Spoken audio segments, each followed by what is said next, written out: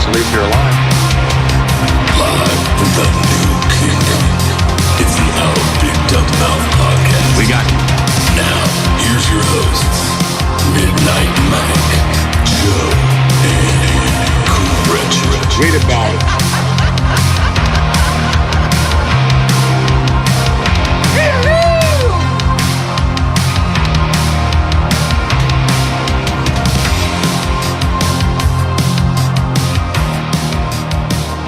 Hey, yo, everyone. Welcome back to another fun-filled podcast adventure. Hooray. My name just so happens to be Midnight Mike, and Cratchit is over there on screen. Oh, yes. Hating this place. Nothing is working I here. hate this place. Nothing works here. The medications don't work. Well, we are I've been here continuing for to have 7 some years. technical issues we're working through, but I think Yeah. another 8 or 10 shows will have it hammered out. Yeah. Some of the stuff I can do on the fly, but others more difficult. It's a continual problem we have, and, you know, We only have $500,000 Yeah. computers, not $10 million ones like Fox News and people.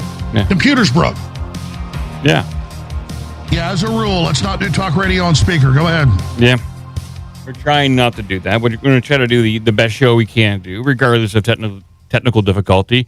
We do have, I believe, just a content-packed show. A contact-packed show? Contact-packed show. Full of content and contacts. Yes. I watched the movie American Sasquatch, man, myth, legend, produced by David Paulides, and I gotta say, very impressed with what he did, where he took the entire subject. He didn't shy away from getting into the weird and the wild aspect of it all, but we're gonna be playing some clips and talking about that here in a little bit. David Paulides. I will say, David Paulides, I did tweet about it, and he did like my tweet. Although he didn't respond to my tweet because he does not like this podcast. I think he knows about it. He does not like what we stand for and what we do here. He doesn't like it. Yes. How can you not like what we do? All we do is talk about paranormal stuff in a positive light. He doesn't like that. I don't know, but I think it's our overall general attitude. I don't need to drag you into it, Cratchit. He probably doesn't like me. Is it because we talk about paranormal stuff and then we take a breath and we talk about poo-poo pee-pee? Maybe. It could be that we are not approaching the topic in a serious manner, but I'm doing the best I can do. You know, I just got to be who I am. And sometimes with the paranormal and some of these stories, they're so ridiculous, it's funny. And you have to laugh at the ridiculousness of some of these situations and events. It doesn't mean I'm discounting it. I'm sure if David Paulides is aware of us and did a search for Missing 411, he may have come across some previous OBDM segments on Missing 411, sometimes called Missing 411. He probably didn't like that one, but he probably said these guys are jackasses, they're juvenile, and they're probably high on weed, and we're not high on weed. And so, but he did like the post, so I appreciate that. I'm a big fan of his. I'm just high on Jesus. Exactly. We're just trying and to... Fox and Sons coffee. Yeah. Oh, man. So, yeah, even if he doesn't like it, that's fine. He doesn't have to like me. I like the movies he creates. I like the research he does. He doesn't have to like you, but you like him. Yeah, that's right. All right. That's all right. That's most of the relationships in my life, and I'm okay with that. We'll talk about that here in a little bit. It's going to be like a Bigfoot show, people. Okay, there's like a lot of Bigfoot talk. So I know we talked about it a little bit last show. That's kind of just to warm people up. It's this very special time of year. We don't talk about Bigfoot very often, at least not at length. Bigfoot. So this is it. Buckle in. December is Bigfoot Month. I think it's marked on the Federal Registry. Is that true? No, probably not, but it should be. It should be. But we can meme it into existence. We could will it into existence, which I think we should do. But until that happens, I think we got to do a little Alex Jones clips of the week. That's the only reason I'm here today. Just to get things started off on the right foot here. The right Bigfoot, huh? All right, well, we're going to go to... where am I going to go to? Oh, I'm going to go... you know what? It was Thanksgiving last week, so there's really no Wednesday. There's a little bit of Wednesday show. Yeah, but, apparently he did a short version on Wednesday and Friday, I think. Yeah, he did like a combo show. So let's take a listen. This might be interesting. We'll find out. Here we go. And I said, damn it. Like Patrick Henry said, the war's already begun. Those were West Virginia National Guard. The governor and I reporting they are both dead. My parents would buy me any books I wanted, and I was reading PhD stuff by the time I was 10. Sit on the sideline with your thumb up your ass. The Second American Revolution is now live. Unmute your microphone. We just turned on the lights, bitch. We've got breaking news. The London Telegraph is reporting 2 National Guard officers shot in Washington, D.C. Wow, I love this. You're in big trouble. I like it when he sounds like a sassy school teacher. You're in big trouble. I like that. It makes me sit up at attention, like I did some A couple of those clips sound like he was not in the studio.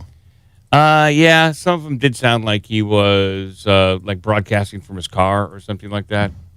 But let's see here. I'm just gonna go. I gotta download that. Let's see here. Downloads. Yep. Save that right there. Boom. You're in big trouble. I need that one. Here we go. Here we go. You're in big trouble. Yeah, I like that one. Okay. And then we have the combo show. We have the Thursday, Friday combo Thanksgiving break. He did a brief intro each day, then cut into a rebroadcast. So that's what gets us. Thank you for the those notes. Very helpful. I'm going to reach up and pull your dick off. I'm not a big Star Trek fan, but I love the first Star Trek in the late 60s. Great comedy. You know, Kirk fighting the lizard and all the rest of it. You always say I'm the lizard guy. That's David Icke. But it just goes 1, 2, 3, 4, 5, 6, 7, 8, 9, 10, 11, 12, 13, 14, 45. Raise a garden or string electrical wire or bang out my wife. That changes the world. Wow. You're pissing on me. Pound Town. Pound Town. Was that first comment there about was that also related to Captain Kirk? Because he kind of jumped. He did. He did jump from reaching up and grabbing someone's junk to talking about Star Trek. It was quite the non sequitur. Let's see here. I'm going to reach up and pull your dick off. I'm not a big Star Trek fan, but I love the first Star Trek in the late 60s. Great comedy. You know, Kirk fighting the lizard and all the rest of it. You always say it's not great comedy. It was classic science fiction. It just so happened to be funny at times. It's not a comedy. There are certain things that are funny within Star Trek, but it's not a comedy. Come on now. Oh, so that's not a lizard. That was Gorn. Yeah, I think so. He's one of the most famous random-ass Star Trek one-time appearance people. Yeah, I don't think he ever made a return. I don't think so. Play, Damjat, human. I think that was a different species right there. I think it was absolutely like that was the Nausicaan right there. That's Nausicaan. You talk and you talk, but you have no gramba. Yeah, you got no gramba. Yep. Kirk had gramba. That's for damn sure. We all know that. By the way, speaking of Kirk, I saw you trying to back up Shatner on Twitter the other day. Yeah, I was backing up Shatner once again. I always got his back. People were giving him crap over taking that last role in the movie Star Trek Generations. People were giving him a hard time, said, hey, Kirk, even though his name's not really Kirk, but they say, hey, Kirk, why didn't you write yourself a better role so you didn't die like a pussy? And Shatner replied back, listen, I'm not the writer. I wanted to play Kirk one last time. This is what they wrote for me, and I performed it as best I could. And so I was in Star Trek Generations with Jean-Luc Picard, and that's the way it was. And and I backed him up. It's like, listen, he did a great job with what he had. Kirk made some breakfast. He made a meal. He went out and died like a legend. We would all like to have more Kirk dialogue and story in that movie, but it didn't happen. And if he did die like a legend in that movie, so hats off to you. And did Shatner give me a retweet or a like? I don't think so. No, but he did DM David Paulides and say, don't talk to that guy. Don't engage with this guy. Yeah. Kirk here. Spock here. Yes. Mike here. And totally ignored me. Mike here. Hey, I'm here too, guys. Just trying to sneak in. Trying to sneak into this comm chat. All right, we're going to go to Monday. Here we go. They're not dropping pillows on you. You're not giving them a Christmas basket. You're not giving them some cheese and bank robberies and carjackings and muggings and houses on fire. I'm literally on my belly pissing myself. We'll be at Grandma's house in 10 minutes. Some really bad high winds blew him. Some really bad allergies. Excuse me. They're not giving you a participation trophy. They're giving you an explosive missile. Trump killed all asylum seekers and all immigration, period, from the third world. That's apparently breaking news. I didn't know that. Trump killed everyone at this point. We're going to go to Tuesday. Here we go. Bach, UG, and Mariro.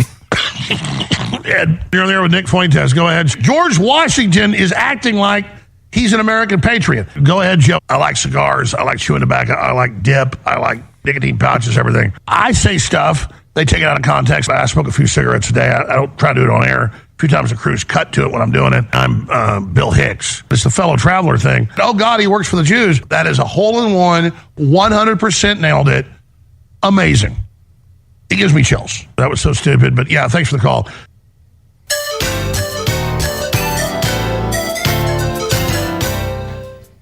I didn't know Alice he smoked. I thought maybe he kind of smoked when he drank. He's at like my level. I smoke a cigarette in the morning and a cigarette in the evening. American spirits, people. American spirits. Not Red Apple. I'm trying to get some really good stuff. Like I saw one time like Joe Rogan smoking like this really high-end Turkish tobacco, and I was like, oh, that's if it's good enough for Joe, it's good enough for me. But I can't find it. So if anybody's got any or know where to buy it, send me a link. I'll buy some really good tobacco. I'll roll it up myself. I want to taste some good stuff. One last one here. Wednesday. Kill Republicans and their children. Liberal now means communism and cutting your son's wiener off. Pull out. Secretary Noem is shooting kittens and dogs. That's transferring porn across state lines. They're going to bend you over and rape you in the ass. Trump's having sex and impregnating the devil. Want affordable housing? Help report illegal aliens in your area. Call 866-DHS-2-ICE. We're going to rape you in the ass. We're going to take you and have you raped in Toronto. You're all going to prison for transporting pornography. Giving me a knobber. There's a lot of cursing. sexual talk there. This is a family show, Cratchit and Alex. We got. What do I have to do with it? Well, you're co-signing what he's saying there. Oh, I see. You're platforming. You're platforming, and that's just as bad. We're just as guilty for platforming. So because I'm not out actively speaking out against what he's saying, I am tacitly approving it. Thus, silence is violence. Yes, that's how it works now. That is exactly what the reality we are living in is like. Yes. Well, as long as we are aware. Well, I think we should talk about monsters. I guess we should talk about monsters. Yeah. You're saying monsters talking about them? All right, monsters. It's not Monster May. It's Bigfoot. We're just talking about monsters. Yeah, but don't you have monsters talking about them? I wonder if I do still have that somewhere. That's a super old callback. That is a monstrous callback. I didn't even think about playing it. I'll see if I have it. Monsters talking about them. Monsters, because that was during Clown Baby's reign of terror. Mm-hmm. And let's see if I got it right here. There it is.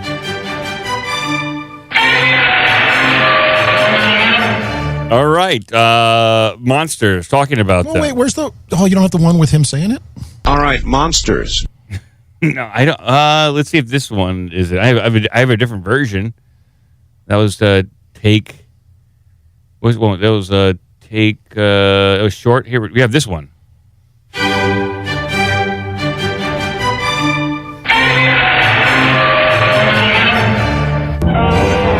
This is the longer version.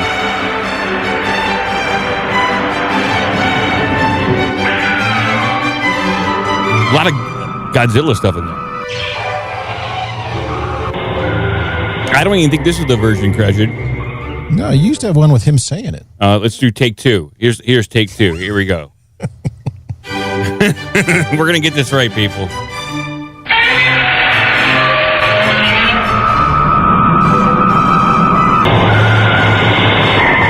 No.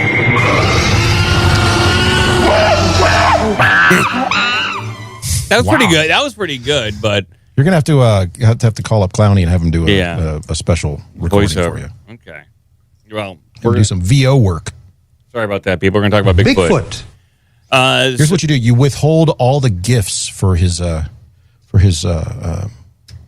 new arrival. You say no more gifts until you record a new intro. He would do it, which we then won't use for 5 or 6 years. Yeah, he would do it. Absolutely, he would do it. So right here we have American Sasquatch. The movie is what we're talking about.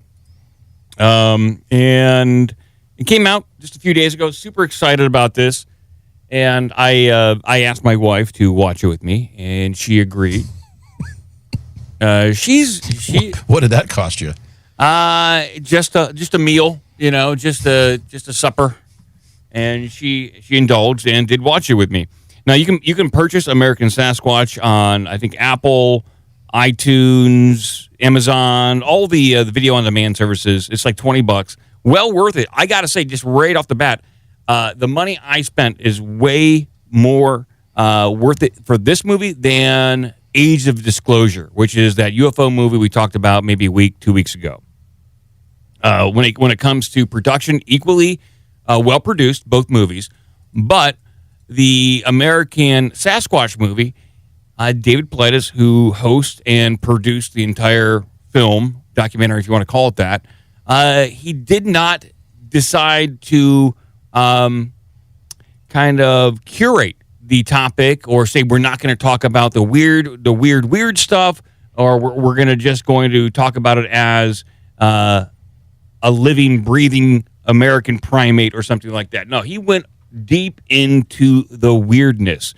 And it almost kind of felt like this is a way for David Paulides to talk about portals. And and that was on the cover. I think it's worth pointing out that like the cover art is Bigfoot in front of a portal. Yeah, it was like he's using Bigfoot to talk about what this reality could be, and just kind of use it as a conduit for the larger topics of paranormal, some UFOs, portals, just weird cryptid creatures. So he kind of starts off talking about what is Bigfoot, obviously talking about the Patterson Gimlin footage versus, which is when people saw that, they saw a real life creature, something hairy, something walking across the land on 2 feet, looking over his shoulder. And at that point, people believed that it was like a Sasquatch. So he dug into that. He talks to Stan Gordon, a prominent researcher in Pennsylvania in relation to UFOs and cryptids. And he did not hold back at all. He wove quite a story that contained elements of pretty interesting video footage. I would say stuff that I have not seen before. He also looked at footage from the internet and debunked it, that people were claiming was Bigfoot, but he debunked it just by asking for high-resolution footage from the company who originally filmed it, and he debunked it. So he was doing his best to play devil's advocate on some of the stuff that is claimed to be Bigfoot out there, and then going in deep when it comes to Bigfoot DNA, portals, and what this could all mean for the rest of us. So I pulled a few clips. I couldn't bring up the video clips. I probably will be, if I brought up the video, it would be struck down, even on YouTube. It probably would be taken down. But I can play the audio. I did produce some AI images, and I'll try to give a good preface for what we're talking about here. I did produce a transcript of the movie Cratchit, and I ran it through a bunch of different AI And that was just a whole bunch of fun doing that. So I got if anybody wants to transcript a movie, I got it. I'm not sure you can distribute that, can you? I don't know. If you're in Discord, like you can. I don't know. Not saying I can't, but I'm not saying I can't. If you're in Discord, hit me up. I'll DM you the transcript. I thought you were going to say you use the transcript because then now you have a searchable. I do.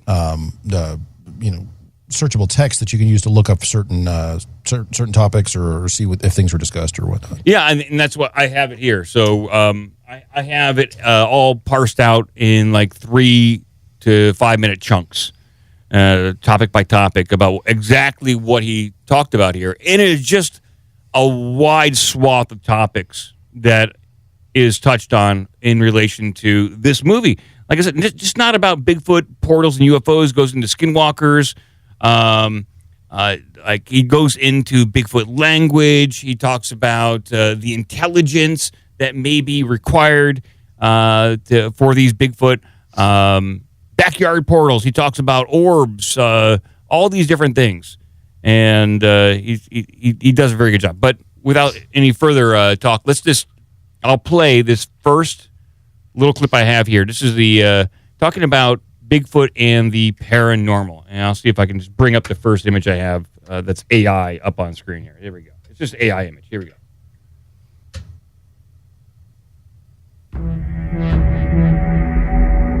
There's two divergent thoughts on what Bigfoot is. One side believes it's an ape, gorilla, predominantly Gigantopithecus or Paranthropus.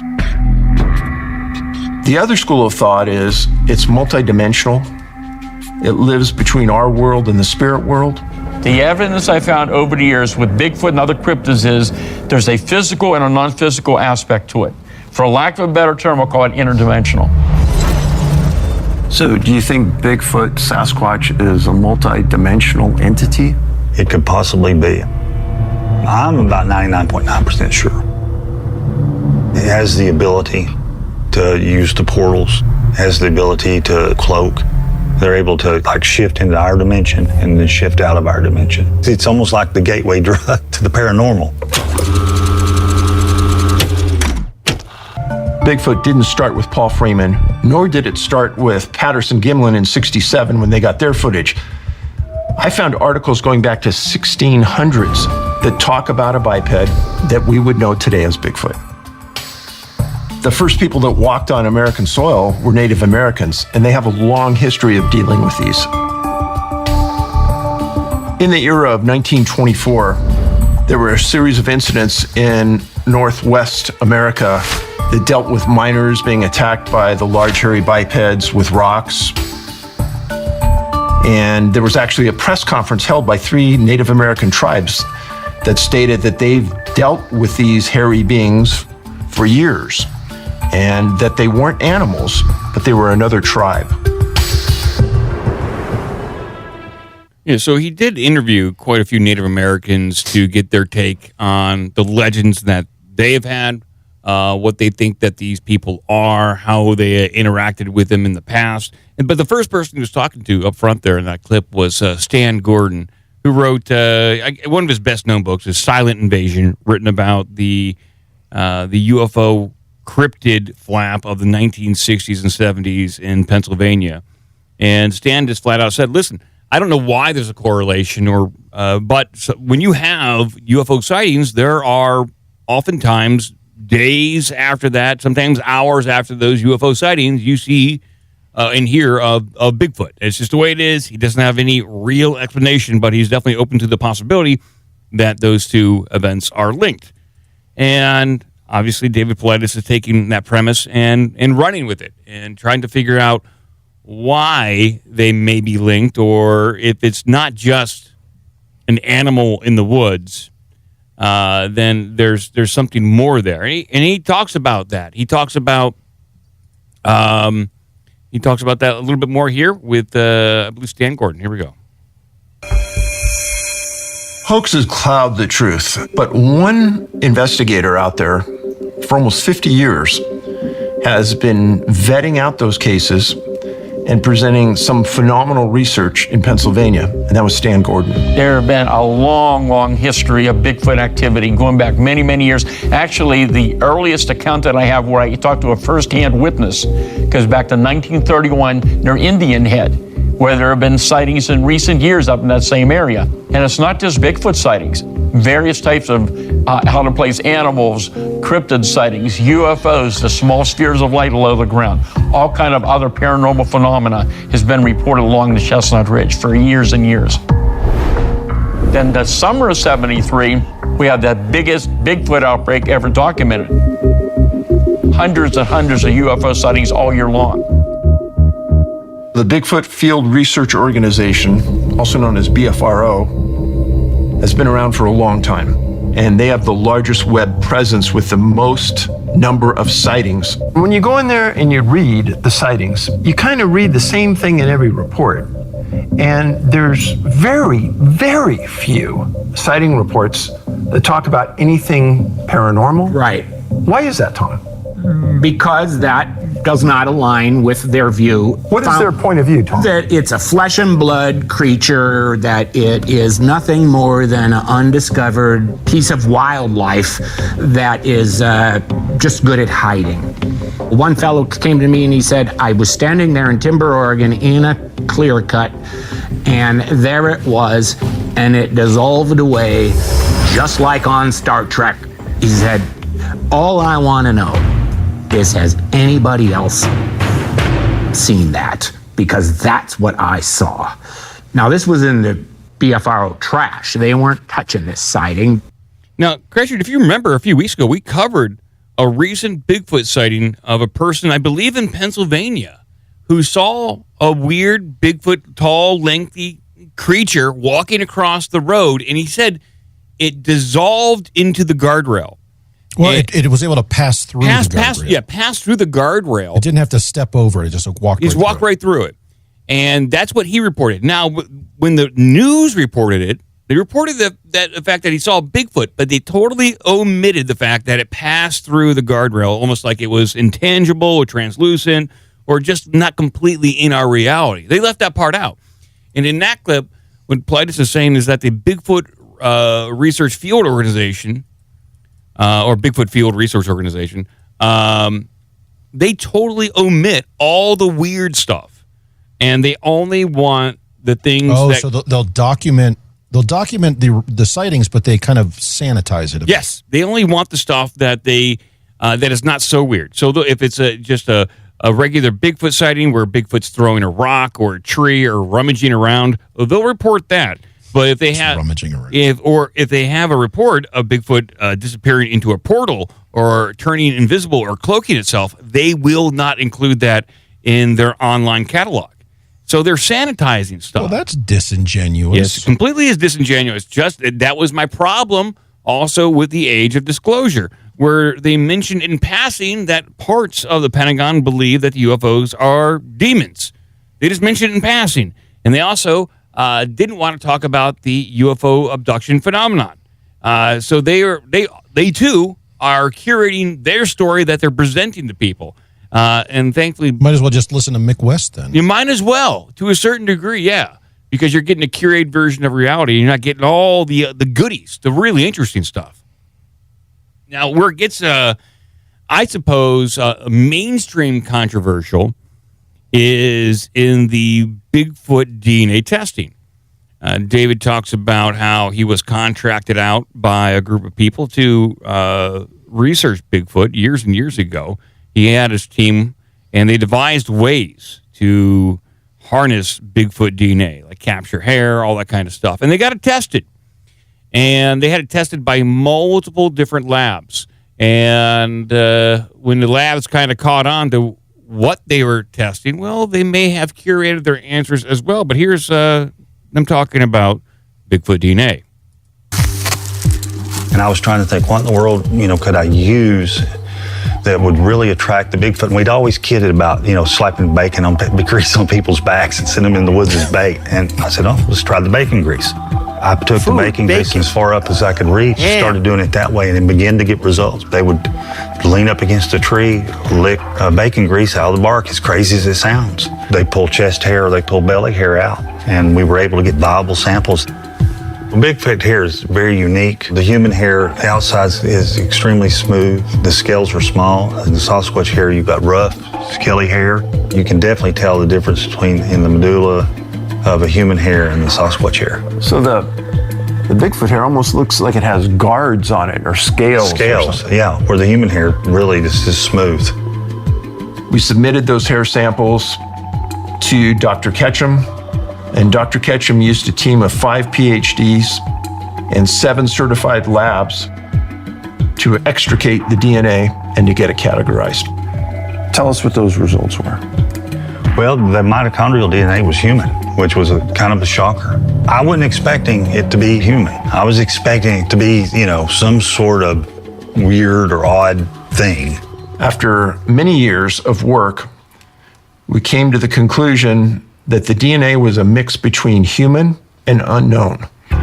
The unknown DNA is something that hadn't been seen by science and couldn't be explained. When they did the comparison to GenBank, they used what's called a blast search, a blast engine, which is a Google engine for the GenBank database. It didn't match any of the sequences that were in GenBank, unknown. And GenBank contains all of the DNA that has been classified in the world. That's correct. So the mitochondrial DNA came back to a human female 12 to 15,000 years in the Middle East.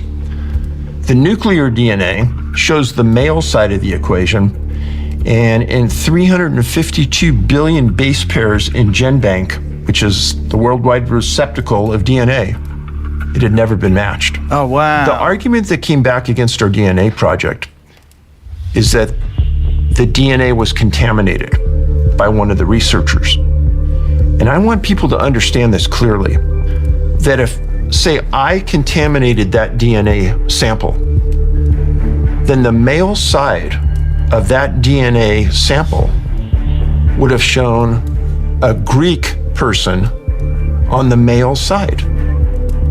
It wouldn't have shown nothing, or it wouldn't have been unclassified. So that's why the contaminated argument against the DNA is baseless.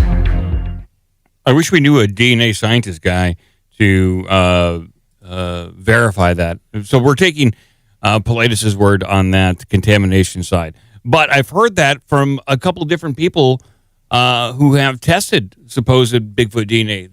The female side of it comes back to or originating from 12 to 15,000 years ago in the Middle East. Male side unknown, and that leaves only a few possibilities here, Cratchit. So you have a scenario where a woman, female from 15,000 years ago, mated with some sort of non-human hominin, in the past, and that spawned that lineage of Bigfoot. You could say maybe it was like, I don't know, some unclassified human-type primate. Well, then you have scenario B, that these females from 12 to 15,000 years ago, they mated with the sons of God, Nephilim, if you will, something like that.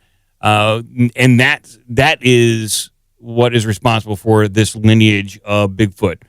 Something non-human, or you just have two separate but entangled lineage, and somehow working its way in there, and combining to make that unknown. But regardless, once the labs found out about it, they just kind of clamped down and didn't match anything in their database, and they just said, "Hey, it's not our fault. You're to blame. You contaminated it." But there we go. There is DNA out there. It's just not matching anything in our databanks, at least not the databanks that they ran it against or they're willing to disclose publicly. Or that was my thought was, or the stuff that they're willing to actually acknowledge and talk about. Yeah, they may have gotten a hit and like, we can't tell them.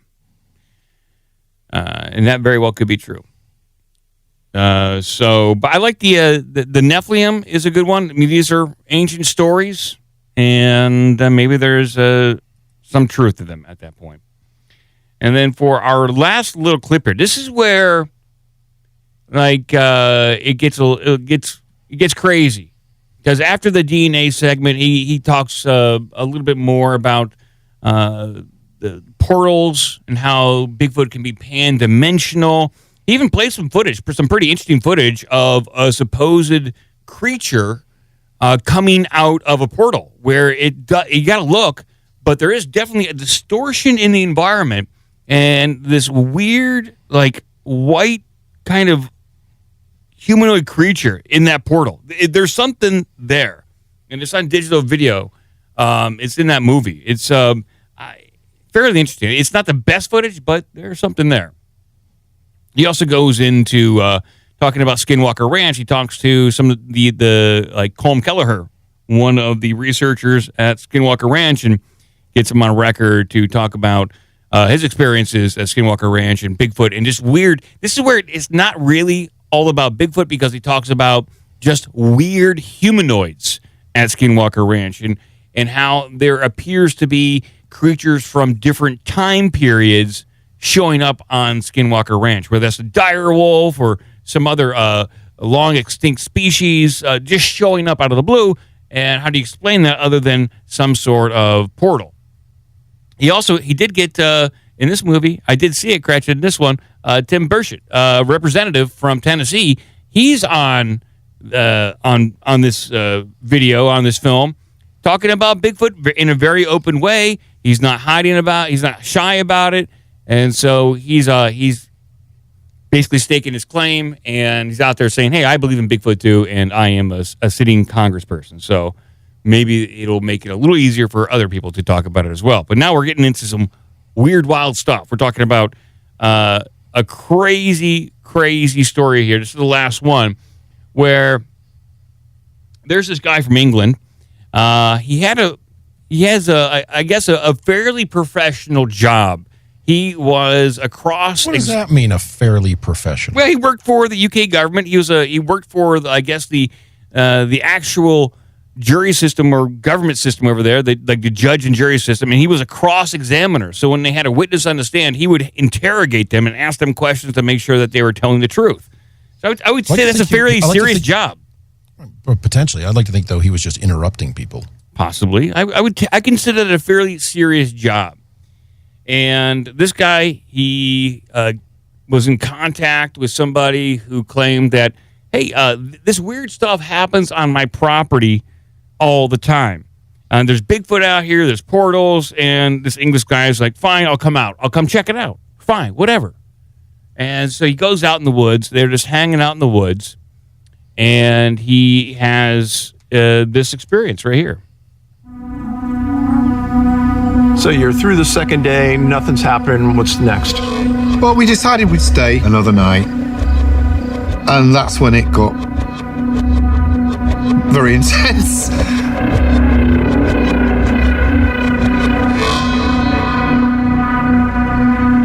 I suddenly noticed a beam of light, but it was like horizontal. It didn't look natural. It doesn't make sense. Where's it coming from? You know, obviously it wasn't us. There were no torches. There were no other people there. Where's it from? And it just unnerved me a bit because I couldn't explain it. And what do you think the diameter of the beam was? It was narrow and thin, like a strip, like that, yeah? Was it intense? It was bright. I wouldn't say intense. It was bright. It wasn't like glowing bright, you know? But it was certainly like a beam, a strange beam. White? White. And could you see the beginning or the end of it? No. So you guys are sitting there, you're watching it. What's next? We carried on watching it.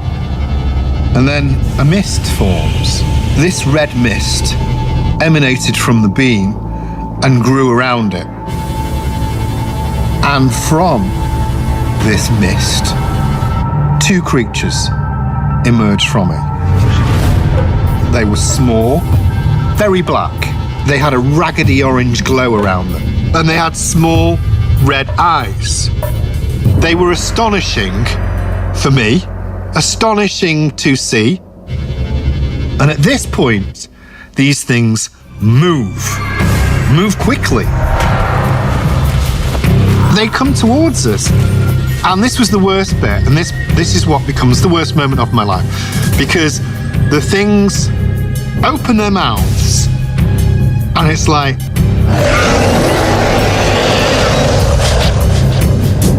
In that very moment, I remember thinking, I'm going to die here, and no one's going to know how I died. And so I shined a flashlight, and they disappear. It's like they were never there. There's nothing there. And that's it. That's the end of the story. Pretty incredible. And it's just a real mind game. It seems like part of this phenomenon, maybe not always Bigfoot, but some of the other weirder stuff, it is a mind game with you. It's almost like it's testing you. And not only like by throwing rocks to get a reaction out of you or producing noises or maybe even abduction scenarios like this right here. It is to see how you react to fear in these unpredictable, unnatural circumstances. It is like a psychological game that they're playing with you. I don't know what it means. Like I don't know how you if it's a game, I don't know how you win it. But it seems like it's mostly at that what he was experiencing. Was it a hallucination? Did he see something really physical? And what did his flashlight have to do with expelling that from the area? It's hard to make head or tails of what that story really means. It's just an interesting little tidbit of these little munchkin creatures with horrible teeth coming at you in the woods. But they can make cool roaring noises. I guess cool roaring noises, yeah. But a lot of little tidbits, a lot of like little stories like that throughout the movie. Totally worth it. I would suggest, go buy it and sit your loved ones down and ask them to watch it with you. My wife and I enjoyed watching it together. We loved it. And I would definitely go see. I would watch it again. I would definitely watch it again because I'm sure I missed a few things here and there. I tried to take some notes, but I'm sure I missed some stuff. So I probably will watch it again at some point. That's all I got. You have any questions, any statements about this before we move on to another Bigfoot story? Well, it sounds like they this whole video leaned pretty heavily into the dimensional or predatorish aspects of the Bigfoot sightings. It certainly did. They leaned into there is some sort of large creature that walks on two legs that can possibly turn itself invisible, and it goes to and from with portals. It has some ability to open and close these portals, and there's something on the other side of that portal. It's almost like he didn't say it, but it almost seems like there is like another realm over there, like Earth Part 2, if you want to say that. Like there's Earth Part 2. We're in Earth 1. Earth 2 is over there. 2? But over here, it seems like there's some pretty good food, good snacks over here. And so they like to come over here and snack. And it's almost like going to your neighbor's house. Like and then they leave. Like we have a bunch of Kramers coming over here, eating our food, and then they leave. They hang out for a little bit and then they leave. So I guess they can take up nests. They can hang out and have families over here. But a lot of them, they seem to traverse back and forth. But yeah, this is like it's heavily emphasized that portals are involved with this entire thing, this entire phenomenon. So, but we'll move on. And I do have another Bigfoot story for just coincidentally. Just found this today, another Bigfoot story.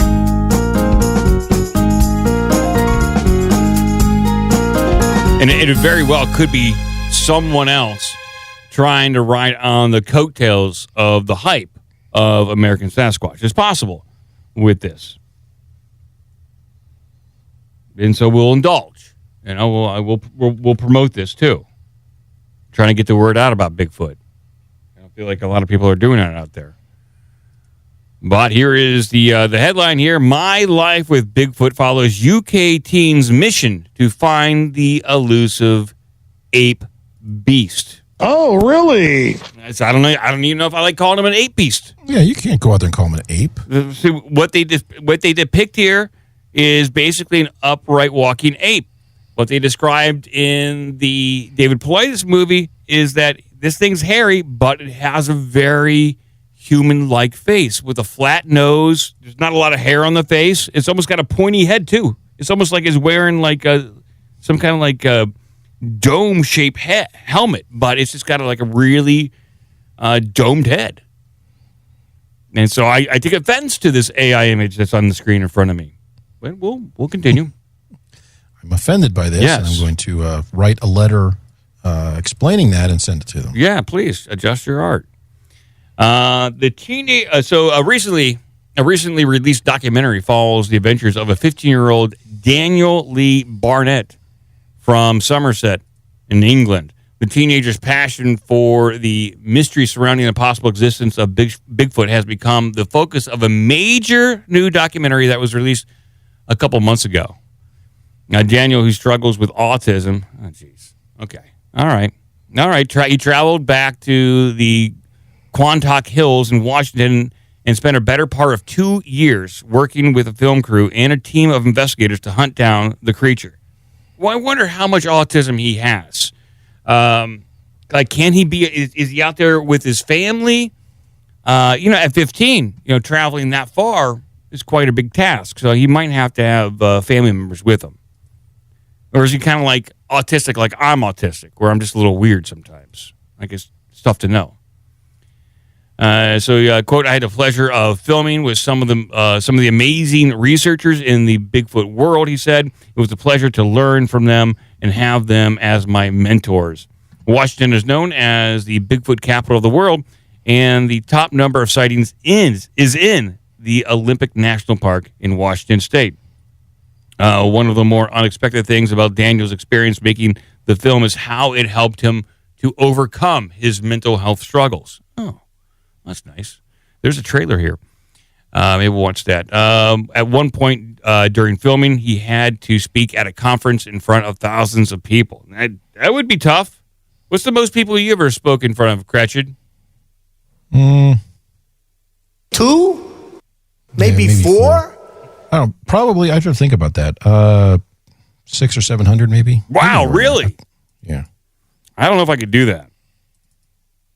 I don't know. The trick is you can't really see them. So yeah, I know. I played on some big stages, but I was playing loud metal music, and so that really kind of helps you get through that crowd size. But yeah, the most I played to is probably 600 people.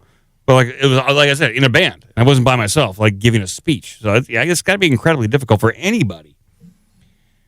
But can you continue on here? I can't begin to explain what a difference it made to him, his grandfather said. To see him before with the struggles he was going through with social interactions, with schooling, afterwards, the release you could see that he went through was just phenomenal. That's fantastic. I'm really happy for this kid. Did he find Bigfoot, though? That's the important question. Yeah, they're bearing the lead here. Yeah. So, yeah, I guess they helped out this kid become less awkward, which, it's tough. When you're a kid, you're just kind of awkward in general. So let's see here. We'll play a little bit of this movie here and try not to make fun of him. He is going through struggles. We're all going through struggles. I'm struggling right now.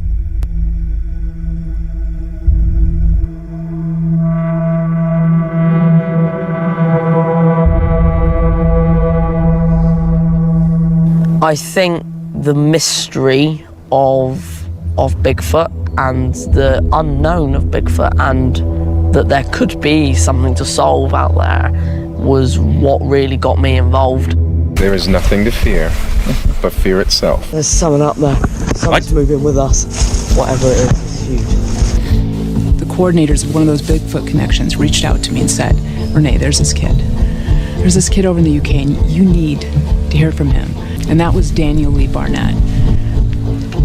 It takes somebody pretty special to bring me back into the Bigfoot world, let alone get on a plane, leave my family, and jump the pond.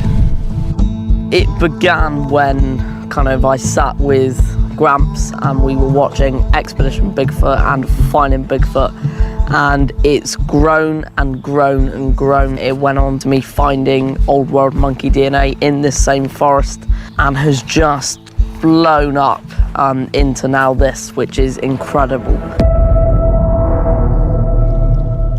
The world changes at night, and it's just getting through that. We have one shot. Now's the time to do it. We are literally on the heel of this thing. Guys, there is a heat signature. God. Oh my god. Something is right there. Yeah, right where he's pointing towards. There was something just there. I just saw him move. I saw it. I'm just gonna say it right out. We've just seen Bigfoot. It sounds like a feel-good documentary. It's maybe not just about Bigfoot. It's about this kid and his struggles, and he seems to be doing pretty well, so that's nice, don't you think, Cratchit? Yes? Did he see Bigfoot? He just said it in that trailer. Well, he claims it, but... Yeah. I don't know what that thing was. It must be Bigfoot.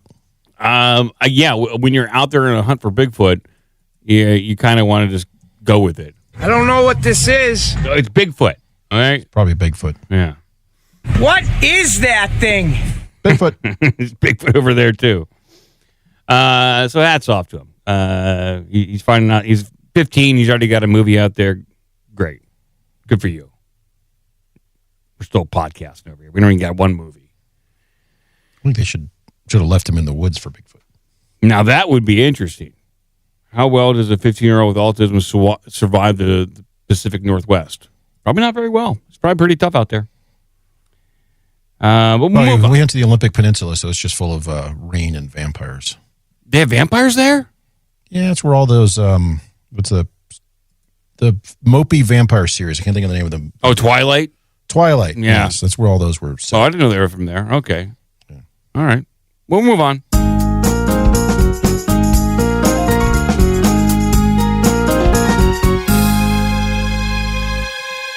You know, when Trump got into office, a lot of people were like, I'm moving. I'm out of here. Get me out of the United States because Trump is going to destroy everything. You remember statements like that, Cratchit? Oh, yeah. I think they should be capturing those on, from Facebook and just go round people up and be like, here's your plane ticket. Yes. They're, according to the Irish star, Ellen DeGeneres and Portia de Rossi are headed back to the U.S. after fleeing Trump's America. So they're coming back. I'm back. All right. Well, what's her face? Portia de Rossi. She's not even from the U.S. She's Australian. Oh. So she's just they were just on vacation then. Why didn't they move to Australia? Well, Ellen DeGeneres and her wife are planning to spend more time in the U.S. after moving to England a year ago to flee the country over Donald Trump's, in fact, that he's becoming president, according to reports. In that, I'm not sure what source you're looking at here. Oh, the Irish Star. Irish Star. Do they explain why they had to, they just couldn't be here anymore, why they had to go? Yeah, Donald Trump. He's no, president. But why? Beyond that. We got a lot of milk. Oh, okay. I don't know. I'm always curious because I hear these same statements from celebrities and other crackpots who are, if he wins, I'm leaving. Why? Yeah. Well, Trump, bad, Nazi Hitler. I guess, I don't know. Maybe they'll explain in the article here. A year ago, Ellen and Portia left America and bought a rural home in the Cotswolds. At the time, what is it? Cotswolds. At the time, they said they could not bear staying in the U.S. over Donald Trump being reelected. So they just couldn't bear it anymore. They had to leave. The pair decided to settle in the U.K. the day after Trump was reelected president. In the TV star's first public appearance in the UK in July, Ellen DeGeneres told a crowd that life was just better in the UK. If you stay away from the rape gangs, it's probably pretty good. And don't say anything on social media ever. Yeah. Don't pray unless you're a Muslim, at which point go right ahead. Yeah, it's fine. The Mail on Sunday claimed that Ellen DeGeneres told her friends she and DeRossi intend to spend more time in California, where they had previously lived for many years, because they miss their friends and dread the thought of another British winter. So I guess it's just not better over there, is it? The publication reported a source said Ellen was adamant that she and Portia were going to stay in the UK while Trump was in the White House, but evidently she changed her mind somewhat. And this is the thing with Ellen. She changes her mind a lot. People don't maybe know this too much, but she used to adopt a lot of dogs and then several weeks later just give them up. Like, she changed her mind about these dogs. It happened over and over again. Like, not just once, but a whole bunch of times, to where she was just habitually adopting dogs and then giving them away again. So she changes her mind all the time. She's been telling friends that they're coming home soon because they miss them and can't take the winters over there. And Portia wants to act again. Can she act in England on Downton Abbey or something?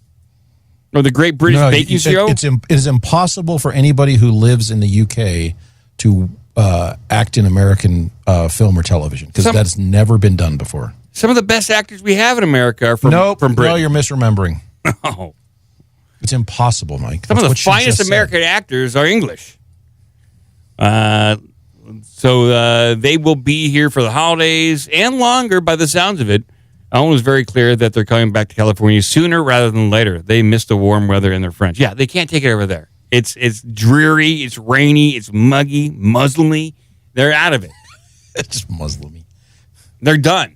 They're done with it over there. Today will be 17 centigrade with a chance of Muslims. Ellen DeGeneres is 67 and DeRossi is 52.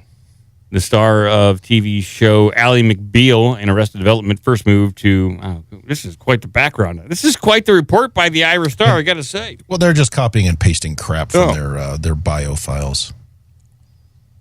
If you didn't know this, Ellen DeGeneres came out as a lesbian in 1997 in her hit TV sitcom Ellen.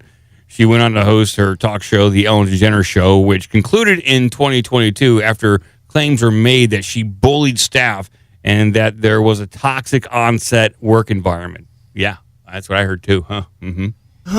Wait, isn't one of the reasons they gave for coming back is that Portia de Rossi needs to be able to work in Los Angeles? Yeah, that's right. She needs to be in Los Angeles to work in films and stuff. According to the biography here on Wikipedia, she's a former actress. She's not even actively acting. No. Whatever. Well, so that sounds made up to me. Well, it sounds like what was going on here is Portia saying, Ellen, you need to go to Hollywood and start bullying people for me. I need to get some roles. Start throwing your weight around. Start punching people for me. I got to get some roles. Huh. Well, they're coming back, people, so rest easy. So that was, that's nice. Well, yeah, I'm so happy to hear that and do I can sleep better. You have just one more piece of entertainment news, which is very concerning.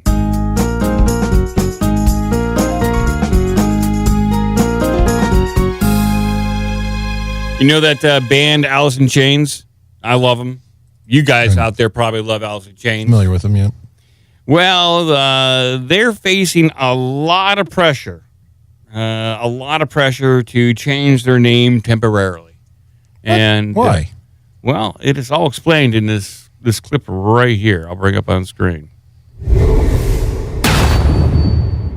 Alice in Chains have easily become one of the most recognizable band names on the planet, and for good reason. But if one group gets their way, they will be changing that name, at least temporarily, and it is a request that is raising the eyebrows of millions of their fans around the world. Alice in Chains are getting pressed by PETA to change their name to Betty in Chains. And it's all because of a situation that PETA says is running out of time. And the question is simple. What does Alice in Chains changing their band name have to do with the fate of an animal? PETA sent a letter straight to the members of Alice in Chains asking if they would go by Betty in Chains on social media for a month. Not a legal name change, not reprinting the merch, just a temporary switch online to blast out one message: free Betty the elephant. In the letter, PETA even calls it a wonderfully strange request and pitches it as the band lending a version of their iconic name so Betty's story hits millions of rock fans instead of just hardcore animal rights people. The idea is fans see Betty in Chains, they click in, and then they learn what's been happening to this elephant.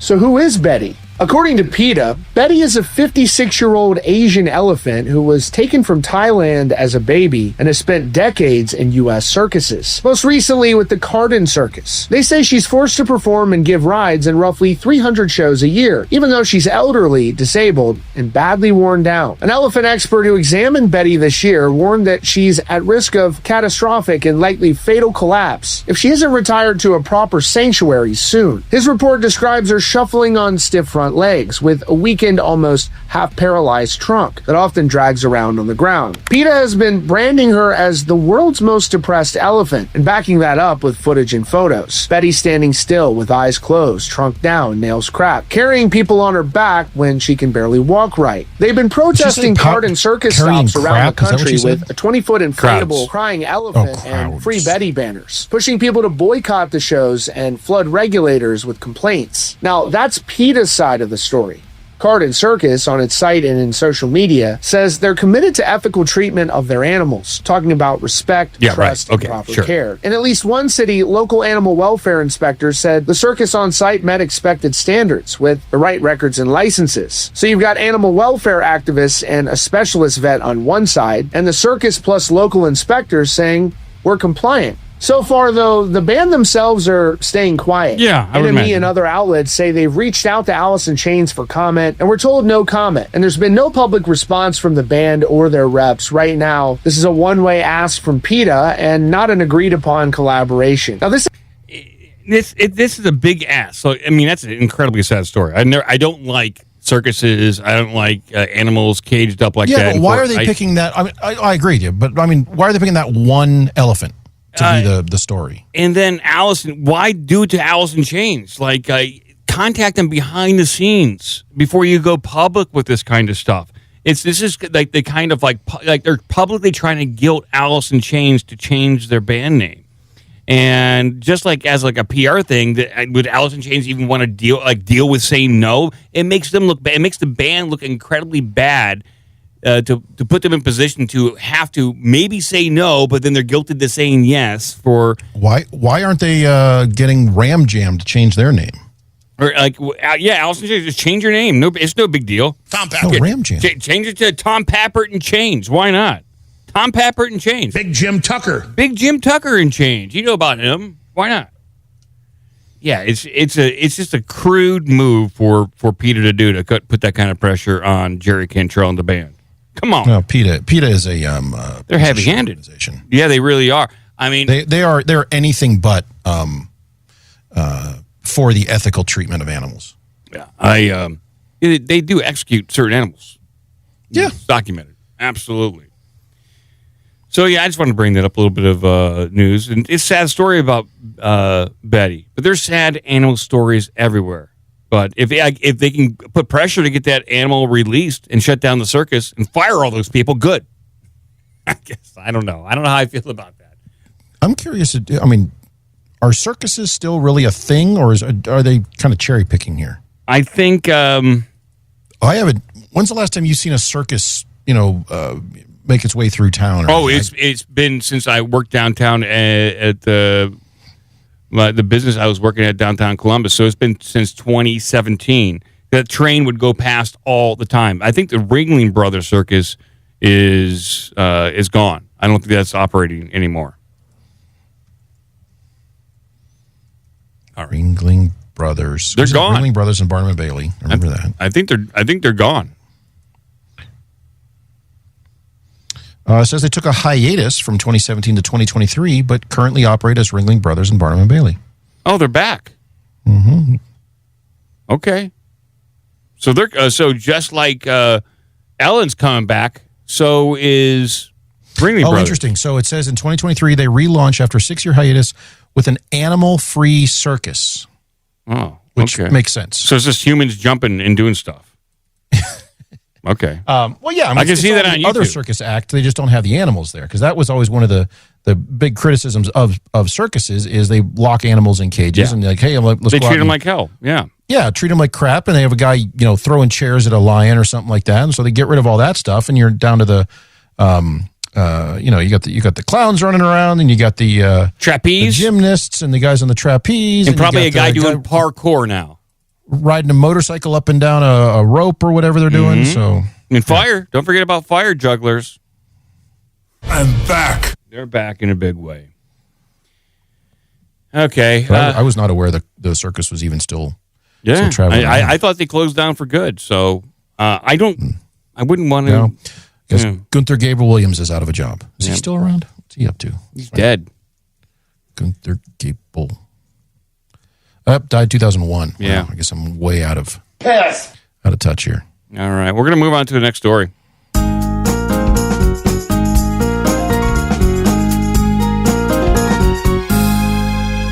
So. The Pentagon, they really want this Pete Hegseth out of office. You know about this, Cratchit? You know what's going on here? Oh, what now? Well, what is it today? Petey Boy. He's been Petey Boy, as he's known. He's been bombing some boats, and they're accusing him of war crimes. And there's basically like a mass wave of media pointed at Pete Hegseth to get him out of office. I mean, that's the only reason this kind of pressure would be mounted. I don't think he's done or declared any orders that have not already been declared within the past 20 years with our wars in Iraq, Afghanistan, Syria, strikes in Yemen, and all across the globe. Any of the war on terror stuff has set the stage and set precedent for all this stuff. It's not like I'm for these actions. I do not like war and this death. I'm just not seeing any new action here that has not already taken place. And so the amount of media scrutiny on this guy for what he's doing seems like they're really gunning for this guy's job. They want him out of there. They want to. So here's the headline from AP. Pete Hegseth faces deepening scrutiny from Congress over boat strikes. So... And this matters because, keep in mind, both houses of Congress are Republican majority, so nothing's going to come of this at all, ever. Oh, really? If you remember, Pete Hegseth did not get confirmed by a large amount. I think it was just one vote.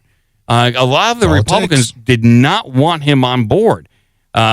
He's a Trump guy. They did not like him. But this is according to, I'll read what the AP says. Well, again, I mean, he was confirmed by a majority of I believe it's the Senate, right? Mm-hmm. Confirmed by the majority of the Senate. If it's 51 people, that counts. Yeah. It's like, what do you call the person who graduates dead last in their class from medical school? Yeah. You call them doctor. It's the same thing. Doesn't matter. Well, Pete Hegseth barely, they bring it up right here. Squeaks by. Yeah, they say Pete Hegseth barely squeaked through the grueling Senate confirmation process, almost like he didn't really deserve it. It's like he just barely passed that test, but he got a D plus. So to become Secretary of Defense earlier this year, facing lawmaker. Ooh, interesting. They said Secretary of Defense there, but he has already changed the name of the department. Yeah, this is the AP. So the AP not on board. is now like refusing to acknowledge the rebrand. Yes, that's correct. It's a subtle dig. So squeaking by earlier this year, facing lawmakers' worry of the Fox News Channel host and skeptical of his capacity for temperament and fitness for job. I do like how they also refer to him as a Fox News Channel host. That's nice too. What else has he done? Why didn't they pick like a former gas station attendant when he was 14 or something? Just 3 months later, he quickly became embroiled in SignalGate, as he and other top U.S. officials used the popular Signal messaging application to discuss pending military strikes in Yemen. A Pentagon Inspector General's report delivered to lawmakers Wednesday found that the actions posed a risk to personnel and mission. Is that a typo there? It posed a risk to personnel and mission? Okay, it's fine. Or missions. Probably. Did it say personal? It's personnel. Oh. But a lot of things are still like up in the air. Like, how did that person get added to the group? And then... we've seen the same sort of dumb behavior from, what's his face? Kash Patel. Who's just like, I'm just going to get on the plane and go visit Grandpa. That's how Kash Patel talks. This is just dumb shit on Hegseth's part. I'm just going to start texting people what's going on. That was a bad move. Yeah, and even on Signal, I don't even blame him for that. I blame somebody else for adding that person. And Hegseth should know at this point that these friendly people around you, they want your job. It's as simple as that. They want your job. Well, and we've seen this over and over with the Trump administration coming back into office earlier this year. How many of the huge, they refer to as the deep state, the swamp, whatever, but that huge administrative state, regardless of who is regardless of which political party gets elected into the presidential office, the same people are there doing what they want to do. Mm-hmm. Now, in what may be his most career-defining moment yet, Hegseth is confronting questions about his use of military force and demands he released a videotape after a special operations team reportedly attacked survivors of a strike on an alleged drug boat off the coast of Venezuela. Some lawmakers and legal experts say the second strike would have violated the laws of armed conflict. They are looking for anything to get this guy, because if they applied the same amount of scrutiny to every other Secretary of Defense before him, they would all be in prison, if not ousted immediately. They are not. So they are trying to. They're being hypocritical. It's not even hypocritical. They are just trying to win back the Pentagon. They want the Pentagon back under control of somebody that they like. What's that? That's where all the money is. Yeah, it really is. Though that money hasn't stopped. In fact, I think it's actually increased from the Biden administration. Quote, these are serious charges, and that's the reason we're going to have a special oversight, said Senator Roger Wicker of Mississippi, the Republican chair of the Senate Armed Service Committee. Okay, see, he doesn't have everyone on his side, Cratchit. There are some people in there that will play lip service, but they want him out, and they want control of the Pentagon. And for whatever they're planning, they need the Pentagon. The scrutiny around Hegseth's brash leadership style is surfacing what has been long building discontent in Congress over President Donald Trump's choice to helm the U.S. military, and is posing a potentially existential moment for Hegseth as the congressional committee oversees the military launch and is doing an investigation amid mounting calls for the Democratic senators for Pete's resignation here. So, yeah, they want him to resign. Okay, let's see how this winds up. This is a long article by AP. By the way, notice that they're pushing for his resignation, which means they don't, as much as they don't like the guy, they don't have anything they can fire him on. I don't think so, and I think that it's going to bring up all past military action, probably. Well, and that's the other thing is I think No Agenda mentioned on their show last weekend or whatever that, hey, what about, they talk about them shooting up this boat, and what about the all these strikes on civilian targets during the war on terror and things, or waiting for ambulances to show up, or the ever popular U.S. citizen at a birthday party or whatever it was at the cafe and blowing him up. And it's like, this stuff happens all the time. Yeah. Hell, Ruby Ridge, they just shoot kids and dogs and wives and all sorts of stuff. Absolutely, no one was held accountable. Well, they tried to hold the sniper accountable, but he weaseled out of it. So. Yeah. Republicans, and this is how it winds up here, Republicans have been careful to withhold judgment on the strike until they complete their investigation, but Democrats say that these problems with Hegseth were a long time coming. Senator Tim Kaine of Virginia pointed back to Hegseth's tumultuous confirmation hearing At which time issues were raised with his management of nonprofits, as well as allegations of sexual assault and abuse and drinking on the job. Hegseth has vowed not to consume alcohol if confirmed. Quote, you just don't suddenly change your judgment level or change your character when you get confirmed to be Secretary of Defense, says Kane. Instead, the things that have been a part of your character just become much more dire and existential. Jesus Christ. This mountain out of molehill. So, okay. I'm not saying I agree with it either. Not any particular fan of this guy, but if they're digging around at this level, they got nothing. They want him out. They want to put in an old school, basically a neocon. Mm-hmm.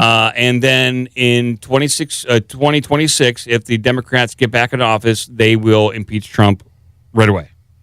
Yeah. And on things like illegal use of potato stuff. I don't know. It doesn't matter. It's just like so if Trump can withstand the pressure and keep this guy in the Pentagon, that's probably his best move.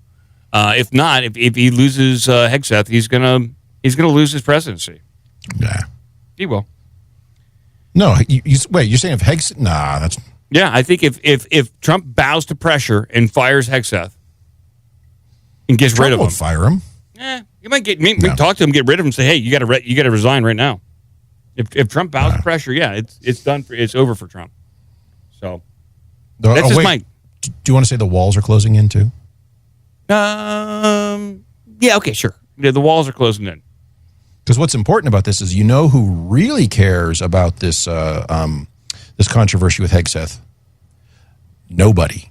No, that's not true. There are people that care about it. Yeah, they all work at the AP, apparently. Hulk Hogan. Well, Hogan cares about it. All right, we'll move on. Just want to bring that up. Some disharmony in the Pentagon, if you can imagine that. Which is weird because they're getting their money, so. Yeah. And they're blowing stuff up, which is what they like to do. Mm-hmm. You know what I bet it is? It just occurred to me. Hegseth is not a fan of funding Ukraine. Maybe not. That could be it too. And that's a huge money pit. Yeah, it is a good money pit. Well, I got some very important news right here. This might be shocking to people. Might be shocking. Wait, am I shocked too early? Let me know when I should be shocked. New study reveals widespread paranormal beliefs among Canadians. Who gives a shit? Who gives a fuck? Well, researchers have collected. Well, they do believe in a orange boogeyman, so there's that. Yes, they do. Researchers have collected nationally representative data on Canadians' beliefs in the unexplained. So, what would you say if I were told you that paranormal activity exists? Well, nearly half of Canadians would agree. Well, this kind of mirrors what we talked about a few studies ago with America, where like 47% of Americans believe in like UFOs and the paranormal. So, hey, Canada, we're just like you, Canada. Canada. What is the paranormal exactly? It refers to a phenomenon that science can't explain and are not a part of any major religion or any particular part of society. In contrast, religious phenomena are part of an established doctrine. For example, in Canada, psychic abilities and Bigfoot or Sasquatch are considered paranormal, while angels and demons are associated with religion. Oh, okay. You kind of understand that one, Cratchit? That kind of makes sense. Yes. Yeah, okay. Seems a little... That's splitting hairs. I didn't know that. Although news outlets regularly publish stories about paranormal beliefs on Halloween. And polish stories. The results they discuss are usually based on convenient samples. Ours is the first study in 20 years to use randomly selected people from the Canadian population to ask these questions, meaning the results are fully representative. And as it turns out, almost 1 in 2 Canadians believe in at least one paranormal phenomenon, and 1/4 report encounters with spirits. So you got like 25% of people in Canada think that they're encountering spirits. That's a pretty significant number. That's how many people would live in Canada? About 30 million? 30 to 35, yeah, something like that. Okay. 10%, okay. yes. That's quite a number. We asked about ghostly hauntings, alien visitations, psychic abilities, telekinesis, astrology, and other unexplained phenomenon. We also asked about cryptids, animals, or creatures whose existence has been suggested but not yet proven by science, specific to Canada. They included creatures with roots in First Nations folklore, like the large serpentine sea monster or the Cataborosaurus off the British Columbia coast, or the Ogopogo of Lake Akahanan. That's how it's pronounced. I got it. It took a second. I got there.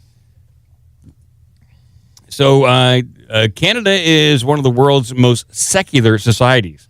Here, religion has little impact on the way people act or view the world. Is that good or bad? I don't know. How Canadians think about the paranormal, however, has been mostly unknown. It's expensive. It's expensive to gather representative data in Canada, and few social scientists think that it's important to study beliefs in the paranormal. The combination of these two factors meant that Canadian paranormal beliefs have gone unexamined for decades. Okay, good. Look at this article. They wrote a hell of an art, and this is like the paraphrase version of the article. These Canadians love ghosts. Well, I'm wondering. There's a First Nations tale about the daughter who's set loose on a canoe and she bites her fingers off, or something. I'm messing a bunch of. I don't know this about stuff that up, one. But, I don't know anything about that. Called in about it once.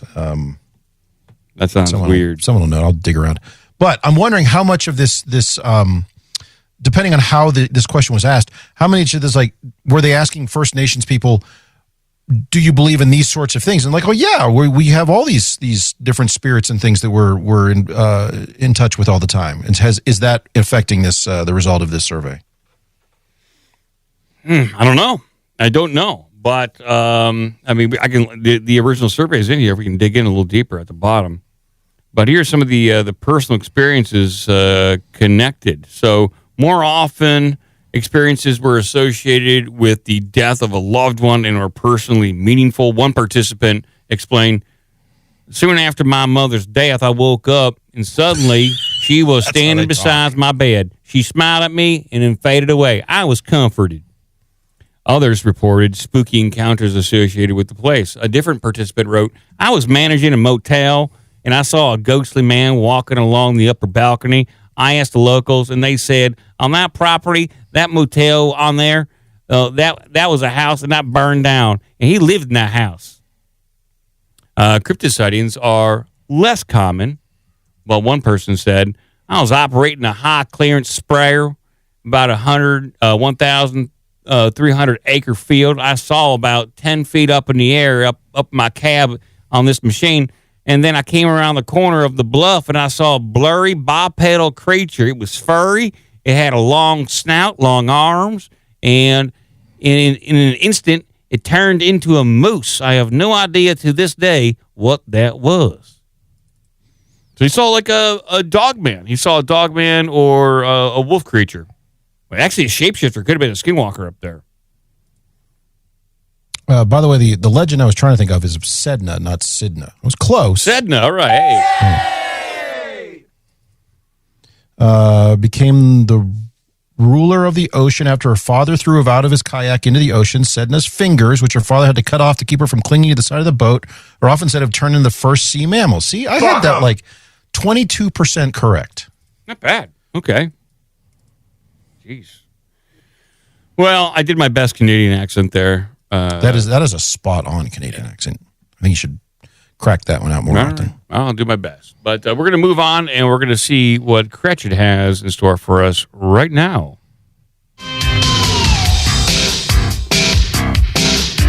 What is 2SLGBTQQIA+. Yeah. Where's that story of the Canadian story? Where's that one? Oh, here it is down. I want to see where the Sparkle Shine story time. Yes. What is the source of this study? It's the conversation. University of British Columbia. Oh, that place. Associate Professor of Sociology and Professor of Sociology. So interesting. I'd like to see the actual raw data on this. Yeah. We're data people over here. We like the data. Well, as we just saw in a couple other articles, they were cherry picking by leaving stuff out, or as you described even in the most recent Sasquatch film, they will, certain organizations will take things and they will dutifully make note of it, but then document it in a way that aligns with their belief system. They got graphs. I brought up a graph on the screen. This graph is pretty impressive. Wow. Look at that, Jay! It's bigger on the left and smaller on the right. Yeah, it's a pretty impressive graph. Look at this. This graph kind of has like a wavy motion. It's pretty cool. Putting these up on the screen and describing them. Wow. And if you look at this graph here, you can clearly see there's like a wavy thing going on at the bottom. That's pretty cool. Pretty important. Pretty good data right there. By the way, this says in the U.S., 28% of people do not believe in any sort of paranormal. Yeah, they don't. They won't even want to deal with it. Look at this shit. I'm not sure about that, but okay. Well, let me see if I can find my graphics here. Okay. Change out this graphic. Let's do some graphics. All right. Let's see. Where are we going to start? We're going to start with this one because I flagged this one right after our show the other day. Oh, wow. Is it Pizza Hut news? Happens. It's not Pizza Hut. People don't go to Pizza Hut too much anymore. Let's talk about AI. We don't talk about AI very often. Not really. One of the things that people are struggling with about AI is how to kind of put some rails around it, because it'll often go a little far afield and might give you some bad information, or maybe get some things that it maybe shouldn't be telling you. Well, what people are finding is they can trick these large language models into providing information that maybe it shouldn't be providing, but it also makes you wonder, why do they have this in their giant database of stuff they've scraped from the interwebs? As it turns out, poems can trick AI into helping you make a nuclear weapon. That's some good news on that front. Yes. Okay. I've read my last article for free. They blocked me. Oh, did you get paywalled? Wired hacked me. Wired hacked me. They Give me a hacked second. me. Get you. I got it. Get you an archive. I'm going to do it. I got to prove I'm not a robot. No, I got it for you here. I beat you I've to already it. done I got it. I got it. All right. As long as you're not a robot, we don't want that. You can get ChatGPT to help you build a nuclear bomb if you simply design the prompt in the form of a poem, according to a new study from researchers in Europe. Got a bunch of terrorists over there trying to make bombs. The study, Adversarial Poetry as a Universal Signal Turn Jailbreak in Large Language Models, comes from Icaro Lab, a collaboration of researchers at the Sapienza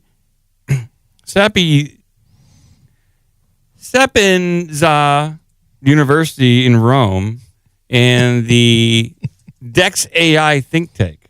You got that, people? According to the research, the AI chatbots will dish on topics like nuclear weapons, child sex abuse material, and malware, just as long as the user phrases the question in the form of a poem. This is a new thing for me when it comes to jailbreak. I hadn't heard of this one.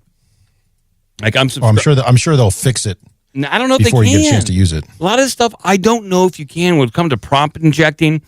And like there's a guy, I think it's Plenty the Liberator. He's got a whole Discord I joined, and his whole entire gig is just getting these AI LLMs to do stuff they're not supposed to do. And he's one of the best. And there's a whole community of how to do prompt injecting. It's a big deal at my company, and I don't know if we can stop it. This is like... Wait, are you saying you're doing all your vibe coding by poems now? Yeah, I should.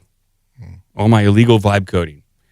But according to the research, AI chatbots will dish on topics like nuclear weapons, child sexual material, malware, just as long as the user phrases the question in the form of a poem. Quote, poetic framing achieves an average jailbreak success of 62% for handcrafted poems and approximately 43% for meta-prompted conversations. I'm not sure what a meta is. That like getting an AI to develop the prompt for your AI? Generating or creating a prompt that engineers future prompts. I do that quite a bit for documentation purposes. You can have it written in a certain way and have it prompt you for more information. The researchers tested the poetic method on 25 chatbots made by companies like OpenAI, Meta, Anthropic. It worked with varying degree of success on all of them. Wired reached out to Meta, Anthropic, and OpenAPI for comment, but didn't hear back. Yeah, I like the name of the company being OpenAPI. Yeah. Okay. Okay. Yeah, we're screwed. And there's nothing we can do. Okay. I did talk about guardrails here. Guardrails aren't all built the same, but they are typically a system built on top of an AI and separate from it. So one type of guardrail called a classifier checks prompts for keywords and phrases like and instructs the LLM to shut down requests it flags as dangerous. According to Icaro Labs, something about poetry makes the system softer and soften its views on the dangerous questions. It's a misalignment between the model's interpretive capacity, which is very high, and the robustness of its guardrails, which prove fragile against stylistic variation. Okay. All right. Well, poems, people, poems. So if you say, how do I build a nuclear bomb? It says, I can't tell you that. And if you say, write a poem about how to build a nuclear bomb, it's, you got it. Okay. That sounds good. Let's do it. Now that's something I can do. Well, that's concerning. Imagine you're Dr. Seuss and tell me how to build a nuclear bomb. Yeah, it's basically like that. Like stuff that stupid. And illustrate it for me, too. I'm going to put this out on Amazon as my new children's book. The A to Z guide of building a nuclear bomb. Yeah. Amazon will publish it. They publish anything. They'll publish anything. Yeah. All right, let's see what else you got over there. There's insanity in the control room tonight. So we talked about this just a few weeks ago, but back in 2014, I think. Was it 2014? Plane went missing from Malaysia. Still can't find it. MH370? 370, yeah. Well, I believe it's 2014, I think so. We find it? No, but we're going to start looking again. So. Or maybe they did find it. All right. Well, I mean, I still got some energy left. I can go out again. Let's outsource this to a 13-year-old kid in the UK. Yes, it helps him overcome his fear of talking to people. Marine robotics firm will resume deep sea search for MH370 plane that vanished a decade ago. Man, I got mixed emotions about this one. Some people think it went through a portal. Like, you're not going to find it because a bunch of orbs showed up, made a portal, and this thing flew right through it. So you're not going to find it. But maybe they will. Yes, the Malaysia Transport Ministry said Wednesday that the private firm will resume the deep-sea hunt for the Malaysian airline 370. Okay. It's going to resume it later this month after more than a decade after the jet vanished. The search will be carried out by Texas-based marine robotics firm Ocean Infinity, which signed a new no-fine, no-fee contract with the Malaysian government. What's that mean? No fine, no fee. So I guess if we don't find it, we're not charging you anything. Is that like no ticky, no shirty? I guess so. No shoes, no service. I'm going to guess. No, if we don't find it, we're not charging you anything. This in another link here. It says Ocean Infinity will be paid $70 million. What? But only if they discover wreckage. Yeah, okay. That's okay. I want the money! Yeah. They hire Alex Jones to collect. But somebody better give me some money! Yeah, I just look at it. I found a door. I found a wheel. Give me the money. Listen, all I want some money, and nothing's going to happen. I'm not saying you got to give me money! He's the one where he complains about having lots of problems. Money. What is it? Well, somebody better give me some money. Give me money, give me bitch. Money. No, it's not. Well, somebody better. No, wait, where is it? Listen, all I want some money, and nothing's gonna happen. I'm not saying you gotta give me money. No, wait. I really need some money. That's all I'm telling you. I hope somebody gives it to me. I got big problems. Maybe you shouldn't be hiring him to do your deep sea search recovery. Things a little too amped up.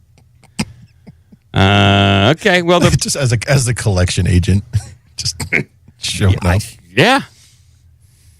Okay. Yeah. So they're going back and looking again. It's been 10 years. It's gonna be a tough find. Very tough find. So earlier this year, the firm started the seabed search operation at a new 15,000 square kilometer site in the Indian Ocean after Malaysia's government gave it the green light to go ahead and do that, but the search was halted in April due to bad weather. So got to look out for bad weather out there. It's pretty. Got to work with Bill Gates to get that weather sorted. Yeah. We're doing it. Yeah. Okay. Nothing in this article mentions the orbs and the portal. So they're not talking about that. They're not mentioning that in the AP. Okay. All right. We're going to move on. That's something there, people. AKA Doodoo Butt. Well, so for this next story, Doodoo Butt would have been a better choice, but instead we have this going on, which I'm pretty sure actually is the thing they're talking about because it just they want people to click on the link. Rage bait crowned Oxford's Word of the Year in 2025. This is quite the story. Is rage bait really worthy of the Word of the Year? I don't know. I'm trying to think of a better word. Also, it's not a word; it's a phrase. Yeah, you're right. It's not even a compound word. Like, look, they have it as two separate words here. Like, at least it'd take the number 1 and number 2 spot. Like, at least be consistent. No, it's number 1 and number 27. Damn it. Ragebait triumphed over biohack in aura farming to become Oxford's Word of the Year in 2025. Well, congratulations, Ragebait. You're going to Disney World. What the hell is aura farming? We should find out. What is aura farming? Is that where you sidle up next to somebody and you bask in their reflected glory? It says, aura farming is a term denoting the act of cultivating an appearance of effortless charisma or coolness. Let's do it. Well, I think that would pertain to Hulk Hogan then. That's what I'm doing on 24/7. But then it says right here, the expression aura farming was popularized in 2024 in reference to anime characters and various celebrities. Why is it a candidate for the 2025 Word of the Year then? Yeah, it seemed like a missed opportunity. Oh, no. Well, Oxford Press, which publishes the Oxford English Dictionary, has named ragebait as its Word of the Year. Defined as online content deliberately designed to elicit anger or outrage by being frustrating, provocative, or offensive, the term refers to the manipulative tactics used to increase traffic or engagement online. And that's pretty much 90% of Twitter at this point is just rage bait. Is it though? What I see, it tries to, and I don't even get angry. It's just bait for me. It's just regular old bait. Chum. It's just chum. It's just chum in the water. That's it. And I'm not even go to Twitter, see what's going on with Twitter. Let's go see what's. Yeah, you know what? First thing I see on Twitter is somebody says Eric Wolford's leaving Kentucky to join Lane Kiffin and LSU. You're angry. Oh my God. The first thing I was met by is 2 hours ago breaking. The Pentagon knew September boat attack in the Caribbean left survivors, but still launched a follow-up strike to sink the vessel. Oh my God! And some guy, Russell Crowe, says, "I'm on Facebook." Oh God! Wait. Russell Crowe said he's on Facebook? Yeah, he just says, "I'm on Facebook." But he posted that on Twitter? Yeah, and this is pissing me off. I don't like him I'm on gonna Facebook. I'm going to start doing that. Just go to different social medias and say you're on a different one. Yeah, exactly. I'm not on here. I'm on the other ones. But you're posting that here. No, not here. I'm going to retweet this. Forward it to Shatner. Yeah. Hey, Shatner, are you on Facebook? Russell Crowe's on Facebook. Why aren't you? William. Do I follow William Shatner? There you go. Are you on Facebook too? I'm just curious. Maybe can get a conversation going between these two. You realize you just made one of William Shatner's assistants mark your message as read so it gets off their phone. Yes, probably. You just made some 26-year-old failed actress intern. Yeah. Have to mark as read. Yeah, that's right. Yeah. Fuck them. Then I have Palantir CEO Alex Karp is talking about Palantir. We were on the side of working class Americans. We support people who go to the military. We save their lives. We bring them home safer. That's what they're saying over there at Palantir. Okay. I'm curious about the sound drops from Dr. Disrespect there. What was he so excited about there? He was on Twitter, like me. He's getting crazy. I think he was trying to reload a weapon in Call of Duty, which can be very frustrating. Wasn't getting messages from 17-year-olds? Yeah, no, I don't think so. Not that day. That was a different day. It's a different noise it makes. All right, back to the article here. Maybe we learned everything we could. The fact that the word rage bait exists and has seen such a dramatic surge in usage means that we're increasingly aware of the manipulation tactics that we can draw into online, says Casper Gothwall, president of Oxford Languages. We need a new president. That guy cannot be the president of Oxford Languages with that name. Casper? Come on. Gothwall. Yeah, whatever. By the way, this says, according to the Oxford Dictionary's language data, its choice joins the like of AI slop and parasocial. Why wasn't AI slop That's the one. of the year? Yeah, that's the one that should have won. Because that's huge. AI slop, that didn't exist last year. Rage bait, I think that's been around for a while. This says the Macquarie Dictionary, which is the big one in Australia, named AI slop as its word of the year. So I think this speaks to more about Casper and that he falls for rage bait all the time. He's constantly on Twitter arguing with people. Arguing with bots. Yeah, and so he's like, I deal with rage bait all the time. This has to be the word of the year. Constantly arguing with Pakistani bots over Trump. They're the worst. Dictionary.com said its word of the year was 6'7". That's not even a word. Collins Dictionary said vibe coding is its word of the year. I can see that. That definitely has... that didn't exist last year as far as I know. Cambridge Dictionary says parasocial.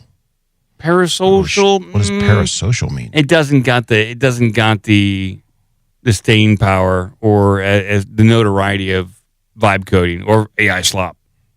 Parasocial is used to describe a relationship in which a person feels like they know a celebrity on a personal level, even though they have never met them. It's bullshit. So like your relationship with William Shatner. Yes, I feel like I know him. Unlike my relationship with William Shatner, that dude comes over all the time. Barbecues, he's helping mow the lawn. He helped me clean up my gutters. It was great. He charges me for pictures. And you got a different relationship than I do because he charges me like 100 smackaroos to get a picture with him. So, and he was very specific about it had to be smackaroos, which caused all sorts of problems because that's not a currency. Yeah, it's hard to... What did Webster's, what was their... maybe it's not been released yet. Webster's? This is the time of year where you want to release your word of the year. Yeah, what the hell, Record Webster's? deepness, right? Record deepness was the word That's of my the year. word of the year. Yeah. Word every year. It's record deepness. Yeah. They're like, stop submitting that one. All right. I think we may have pounded this to death. Yeah. We'll get out of here. Pound Town. We'll get out of here and we'll go see what else you got.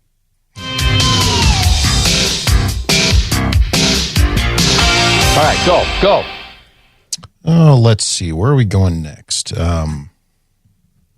Let's go here. We love our strange fast food news, but not in this story's like that, but not in the way you're thinking. In Japan, they do fast food a little differently, and they're leveraging that to celebrate Christmas.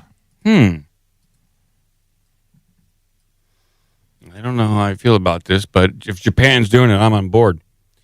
KFC readies finger-licking Japanese Christmas. All right. That's good news. Okay, and we have a picture. Not comfortable with that headline, by the way. It's interesting. And we have a picture, for people listening at home, picture of the Colonel Sanders, dressed up as, old St. Nick, on a park bench, holding what looks to be a cane. I think so. I think he's holding a cane. Yeah. KFC in Japan is gearing up for the Christmas traditions of millions of families thronging the U.S. fast food chain for special... Thronging. That means they're swarming. Oh, okay. They're all over this. Okay, so they're thronging the U.S. fast food chain for special festive buckets of deep-fried chicken and other treats. Quote, reservations for KFC's Christmas typically begins around the beginning of November. Holy crap, this says a Japanese manager. He's a Japanese marketing manager at KFC. He told the AFP at a new upmarket pop-up eatery in Tokyo. From that time, stores with the Colonel statue will dress him in Christmas attire, he said, referring to KFC's late founder, Colonel Sanders, a widely recognized figure in Japan. And it probably celebrated, too, and worshipped. They worship him over there, as far as I know. Yeah, because the Japanese hate chickens. Yeah, they do. Japan has a tiny Christian community, and Christmas is a secular festival of full-bore consumerism, complete with Santa, gifts, and streetlights. Couples often go on dates on Christmas Eve. For food, families often gorge themselves on special party barrels, bursting with chicken, an array of side dishes, and desserts, such as ice cream or cheesecake, stored at the bottom in a separate compartment. So your cheesecake you got like a secret compartment of cheesecake at the bottom of the barrel? I like the way they do things over there. Yeah, I'm on board with that. Remember the fruit on the bottom yogurt? Oh, God, yeah. Oh. Now it's secret cheesecake on the bottom chicken. That's something else. They really know how to innovate over there. December 20th. And it's great because you have to eat your way down to the cheesecake. Yeah, there's no avoiding it. It's like you just can't throw that stuff to the side. It's a faux pas on Christmas over there in China. You have to eat everything. Dessert, I like to That's eat. right. Dessert comes after the meal, and they do it in such a way that there's no way around that. Well, December 24th, Christmas Eve, is KFC's Japan's busiest day by far, with 10 times more customers than normal, the firm said in a 2020 report. Reportedly, 3.6 million families make orders at KFC in Japan on Christmas Eve. That is insane. The first KFC Christmas campaign was in 1974, and there have been different theories about its origins. I like this. We have an origin story. Maybe they'll make a movie about this. Make a prequel. Yeah, prequel, yes. These include that Takeshi Owakawa, the manager of Japan's first KFC outlet, overheard foreigners pining for a turkey, which is often eaten at Christmas in Britain and in the United States. Colonel Sanders, who died in 1980, also entered into baseball folklore in Japan. Whoa. They just changed direction here. They said, the hell with that one. We're moving on to Colonel Sanders playing baseball. So this first guy you heard about turkeys, meanwhile, baseball. Wait, what? Is there like a paragraph missing? That doesn't make any sense. There's some Japanese guy overheard two Americans talking about turkey, and he said, aha, KFC. Yeah, the rest of this article is about baseball. It just keeps going on and on and on. They just literally stopped the story about Christmas and went to baseball. Well, the Japanese love baseball. They do. There's literally nothing else in the story about chicken. There's nothing else in here. Yeah. The plastic Colonel Sanders statue was finally disposed of last year following a ritual at a temple attended by KFC's Japan president, who offered a steak. Who offered a steak? Again, sake or sake? Sake. There you go. Offered sake and fried chicken. I got it. Wrong. This story literally stops in the middle, and they just started talking about baseball. Excuse me. Somebody just really wanted to write about baseball. Now it's all over. So, and of course the byline, they won't even put a name on it. It's just by the AFP. Yeah. Okay. Who wrote this? I don't know. It just showed up. Shut up, man. It just showed up here. We got to run it. It's so good. All right, Cratchit. One more story. We'll see what we got time for. I'm the best. All right, so we got about 27 people sent me this one. Story about a raccoon getting drunk in a liquor store. What? We got a story about a bear moving into a guy's basement. What? We got a story about a dude eating a Fabergé egg. What? And finally, we have a story about the IRS has to watch OnlyFans to determine if the no tax on tips bit is relevant to OnlyFans content. So which one do you want to go with? I think we got to do OnlyFans. I think we have to. Pervert. Yeah. Okay. By the way, just an interesting coincidence since you selected this story. The #1 OnlyFans content creator in Japan, also Colonel Sanders. Oh, I didn't know that. People are in the chat are saying that they want the raccoon story. They do. They are like people are screaming. Like I said, a lot of people sent me the raccoon story. Then let's call an audible. Listening to the chat. All right, let me delete that from Carrot Shop. Get out of here, Carrot Shop. You can't have the. I'm sorry. Okay, the chat has overruled me, and they're demanding the raccoon story. Yes. All right. So here's the raccoon story, drunken raccoon, and with our favorite local news story. Oh, awesome. And, of course, that local news story includes video of the raccoon. I would hope so. Yes, drunken raccoon had one too many shots in Ashland ABC store. So here we go. Yeah, just run that local news. Yeah, here we go. I'm going to get this up on screen. All right, here we go.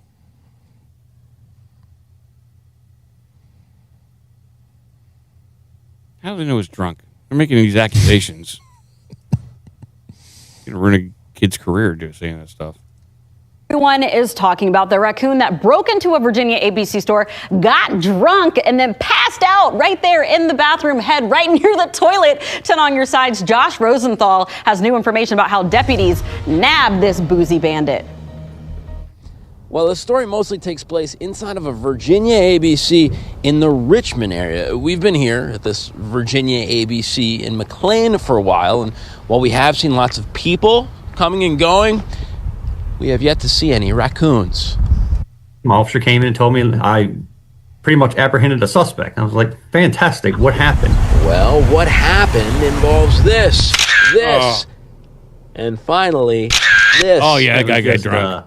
Oh, yeah. More or less hilarious of where he passed out in the bathroom beside the toilet.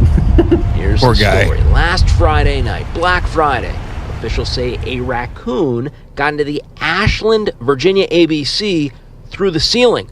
We're told it knocked down bottle after bottle, had a drink, or two, or three, and then passed out, in here. An officer with Hanover County Protection and Shelter apprehended the suspect Saturday morning, letting it take a little nap at the shelter before releasing the little guy, maybe with a bit of a headache, but otherwise unharmed. It sounds like this raccoon felt the way a lot of us felt early last weekend after all those Thanksgiving festivities. That's a possibility. Chief Jeffrey Parker had his team post about the Black Friday break-in on Facebook, leading to an unexpectedly enormous response, including, somebody get this raccoon a sponsor. If I get reincarnated, there will be signs. And are we sure it was a he? Sounds like a mama who has had enough. You can't make this stuff up. It happens, and people just don't realize it. And I actually gave my officer a high five. I said, fantastic. I wish we had little handcuffs to put on him, Altogether, the Virginia ABC says that this raccoon broke 14 bottles, totaling about $250. And so, one could presume that while this little guy may like a drink every now and then, he does not have particularly expensive taste. All right. All right. I don't want nothing out this McDonald's. That's from the guy who was. It was had the dead raccoon. That was the guy who carried the dead raccoon out of the McDonald's in San Francisco. This nigga crazy, boy. I tell you. I'm trying to get him where did he say? What did he say about the raccoon? This motherfucking white man. I don't know what the fuck he was. So some guy in San Francisco, some crazy white guy, took a dead raccoon into McDonald's, and that's what we're hearing. Is this the commentary of the guy watching what was going on? This motherfucker crazy. He ain't gonna bring it in there where the food at. Yeah, exactly. Wasn't it? It was like two homeless guys or something, wasn't it? Yeah, something like that. Yeah. This nigga done brung a dead raccoon in the motherfucking McDonald's. There we go. Yeah. So they were sharing lots of footage there, but they didn't share this photo, which for some reason they didn't release. But oh my God, the culprit! Oh, old Saint Nick. He was plying. It's not just old Saint Nick. It's raccoon. Yeah, he was plying the poor little guy with a bunch of alcohol. Yeah, but look closer. Wait a second. I'm looking closer. Old Saint Nick. Yeah, I see a raccoon in old. Oh my God, it's Colonel Sanders. Well, there you go. He did it again. He's supposed to be in Japan playing baseball. What's he doing? He shouldn't be over here breaking into liquor stores like that with fat raccoons. Yeah. All right, people, we're getting out of here. It's a late night for me. Now that I wake up at 3 a.m. That's just when I wake up now. I just wake up at 3 a.m. Just for fun. I can't stop. I want to stop. Won't stop. I want to, but I can't. I'm just tired. That's it. I'm just constantly tired. I am all the time. I am tired. Yeah, I'm just constantly tired all the time. Saturdays, on the Saturday shows, I feel great. But right after, I collapse. But you guys don't have to worry about that. You can go to obdmpod.com or ourbigdumbmouth.com if you want to join the Discord for as little as $1 a month. I got more episodes to post of OBDM and Art Bell coming up. Threatening email today. I'm going to send more stuff later. Well, I like to tell people, it's like, hey, I know I got more stuff coming this week. Yeah, but usually you just post stuff. That one was just like, there's more. Deal with it. Here. It shouldn't have come as an email. I sent it just as a text message on Patreon. I guess Patreon. I got it as an email because what the heck's a text message on Patreon? You can just post pure text on Patreon, and somehow it just lives as a post. So I apologize if people. I don't like to email people. I do not like to do that. In my inbox right here it says more content coming. December's crazy month, birthdays, Christmas, blah blah blah. More stuff coming soon. Deal with it. I don't like you. What is email? That part. I didn't say that part. What is Twitter? What happened with the robot? Just tell us that. Oh, with the robot. What the hell? How the hell do you know that? These are all my Alex Jones questions. What the hell is going on here? There's lots of questions. You're in big trouble. I am. What is all this stuff? Yeah, what is all this stuff? We'll be back on Saturday for a delightful show. I think so. I'm declaring it here, delightful show, and hopefully Alice in Chains will not change their name by then. We'll see. Or they'll change it and then change it back. Yes. Double change. Well, thank you, Cratchit. Thank you, everyone. Shabagoo. And keep watching the skis because MH370 is back. What kind of dog is that? Your problem. What the heck is your problem? What is going on? What is going on? you're in big trouble.